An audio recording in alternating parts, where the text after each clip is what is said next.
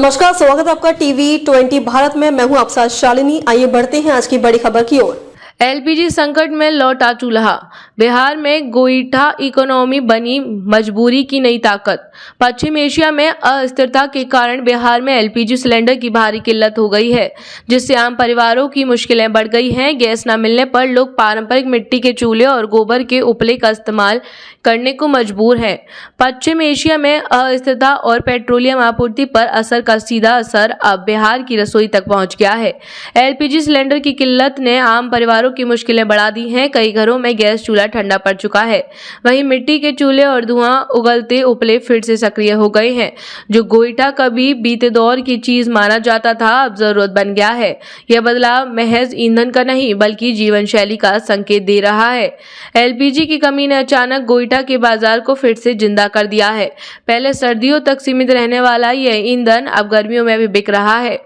मांग बढ़ने के साथ कीमतों में भी उछाल आया है। जो गोईठा पहले 1 रुपए में मिलता था, अब 2 रुपए प्रति पीस बिक रहा है। छोटे दुकानदारों से लेकर ठेले वाले तक इसकी खरीद कर रहे हैं। इस तेजी ने गोईठा इकोनॉमी को जन्म दे दिया है। पटना के कई इलाकों में पिछले 10-15 दिनों में हालात तेजी से बदले हैं। पहले जहां दिन भर में गिने चुने ग्राहक आते थे, अब लाइन लग गई है। सुबह से शाम तक गोईठा खरीदने वालों की भीड़ देखी जा रही है। विक्रेताओं के लिए यह अचानक बड़ी मांग अवसर बन गई है, लेकिन उपभोक्ताओं के लिए यह मजबूरी है। गैस की अनुपलब्धता ने लोगों को विकल्प तलाशने पर मजबूर कर दिया है। राजीव नगर की सुनीता की कहानी इस संकट की सच्चाई दिखाती है। गैस खत्म होने के बाद उन्हें नया सिलेंडर नहीं मिला।